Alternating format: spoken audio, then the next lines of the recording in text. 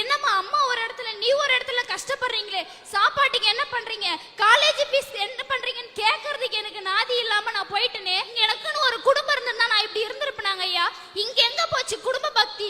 இன்னைக்கு நம்ம நாட்டுல உறவுகளை நீடிச்சு வைக்கிறதுக்கு தேவைப்படுறது பணமா பாசமான்னு கேட்டீங்கன்னா சத்தியமா சொல்றேங்க ஐயா, பணம் தான். நம்ம கிட்ட பணம் இருந்துச்சுன்னா இந்த ஊர்ல இருக்கிற அத்தனை பேரையும் நம்ம சொந்தக்காரங்களா ஆக்கிக்கலாம். ஆனா நம்ம கிட்ட பணம் இல்லைன்னு சொன்னீங்கன்னா அந்த ஊர்லயே நாம மட்டும்தாங்க ஒதுங்கி வாழ வேண்டியதா இருக்கும். இவங்க கிட்ட எங்கங்க இருக்குது குடும்ப பக்தி? எனக்கு தாத்தா இருக்கிறாங்க, பாட்டி இருக்கிறாங்க, சித்தப்பா இருக்கிறாங்க, அத்தை இருக்கிறாங்கன்றது எல்லாம் மத்தவங்க சொல்லிதான் நான் தெரிஞ்சுக்கிட்டேன். இத்தனை பேர் நமக்கு இருந்தும் பாசகாமிக்க ஒரு மனுஷன் இல்லாம போயிட்டாரு நினைக்கும் போதுதாயா இந்த உலகத்துல நம்ம ஏன் பிறந்தன்னு கூட நினைக்க தோணுது. எங்க அம்மா தான் எனக்கு கடவுள். நான் நாளைக்கு வேலைக்கு போய் நான் எங்க அம்மாவை உட்கார வச்சு ஒரு வேலையாவது சோறு போடணும். என்ன மாதிரி ஒரு நிலைமை இந்த சமூகத்துல இருக்கிற எந்த பொண்ணுக்கும் வரக்கூடாதுன்னு இந்த மேடையில நீங்க நான் பேசிக்கிட்டு இருக்கேன்.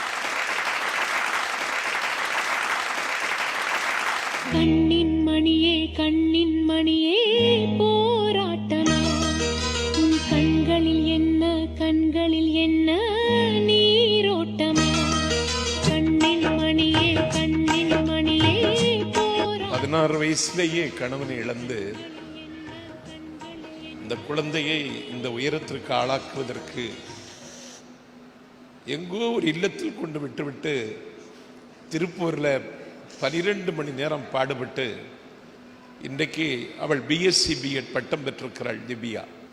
இந்த குடும்பத்திற்கு பின்னால் இருக்கிற வலி வருத்தம் இந்த மண்ணில் யாருக்கு நிகழக்கூடாது. குடும்பம்ங்கிறது அம்மா மட்டும் இல்லை, அப்பா அம்மா தாத்தா பாட்டி அத்தை மாமா சித்தி சித்தப்பா அண்ணன் தங்கை எல்லாம் சேர்த்து தான் உறவு.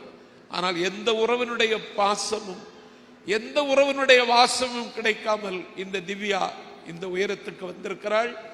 என்ன படிக்கணும்னு நீ நினைக்கிறியோ அந்த கல்வி செலவு அத்தனையும் SRM பல்கலைக்கழகத்தினுடைய வேந்தர் பாரிவேந்தர் அவர்கள் ஏற்றுக்கொள்வார்கள். உன் கண்ணிலிருந்து ஒரு சொட்டு கண்ணீர் இனிமேல் வரக்கூடாது. வாழ்க்கை வாழ்வதற்கு என்று வாழ்ந்து காட்டி வரலாறு படைப்பதற்கு திவ்யாவுக்கு என்னுடைய வாழ்த்துக்களை தெரிவித்து, உங்கள் துயரம் விரைவில் விலகும், உங்கள் துன்பம் உங்களை விட்டு நீங்கும். இனி வருகிற நாட்கள் ஒவ்வொரு நாட்களும் மலருக்கும் திவ்யாவுக்கும் நல்ல நாட்களாக அமையும். அம்மா அம்மா